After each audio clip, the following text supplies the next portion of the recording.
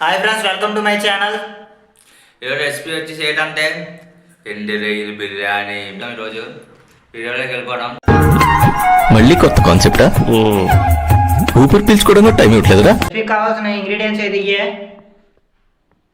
ఎండ్రాయిలు, అల్లం వెల్లుల్లి పేస్టు, కొత్తిమీర, బంగాళదుంపలు, దాల్చిన చెక్క అండ్ బిర్యానీ ఆకులు, రైస్, ఉల్లిపాయలు, కట్ చేసుకున్న టమాటాలు, పచ్చిమిర్చి.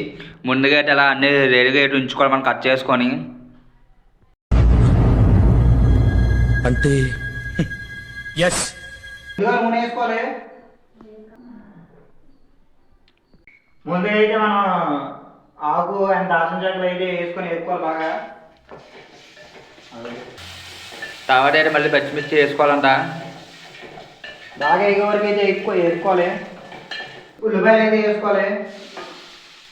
వీళ్ళు మొత్తం బాగా ఎగే వరకు ఉంచుకోవాలి. అల్లం వెల్లుల్లి పేస్ట్ వేసుకోవాలి. బాగా పచ్చివాసన పోయేంత వరకు వేసుకోవాలి. ఉల్లిపాయలు ఎగాకైతే టమాటాలు అయితే వేసుకోవాలి. టమాటా అయితే ఉడికిపోయింది. ఇప్పుడు కొంచెం కొత్తిమీర, బంగాళదుంపలు వేసేసుకోవాలి. బంగాళదుంపలు వేసుకున్న తర్వాత అయితే వేసుకొని వేపుకోవాలి బాగా.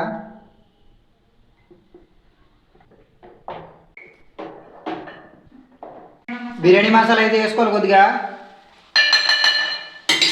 బాగా అయితే కలుపుకోవాలి. ఇప్పుడైతే సరిపడినంత ఉప్పు అయితే వేసుకోవాలి. 2 గ్లాసులు నీళ్ళు అయితే వేసుకోవాలి. మాకు తెలుసులేరా. బియ్యానికి అయితే 2 గ్లాసుల నీళ్ళు అయితే వేసుకోవాలి. అలాగైతే అసలు మరిగా వేస్తాం. అలా మరిగే వరకు అయితే మూత పెట్టుకోవాలి. మనం అయితే రైస్ అయితే వేసుకున్నాం.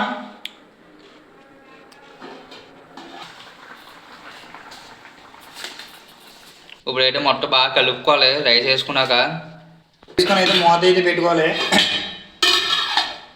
మీడియం ఫ్లేమ్లో అయితే పెట్టుకొని ఒక 15 నిమిషాలు అయితే ఉంచుకోవాలి. అయిపోయిందో లేదని అయితే ఇప్పుడు చూడబోతున్నాము.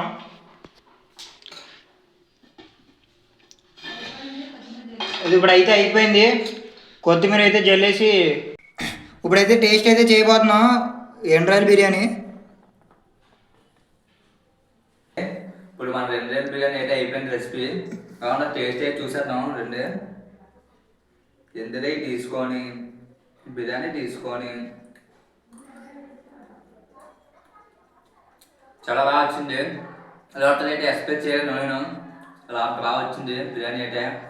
చూస్తున్నా అన్ని అబ్జర్వ్ అలా ట్రై చేయండి. 2 బిర్యానీ ఎక్కడైతే తిని ఉండరు మీరు.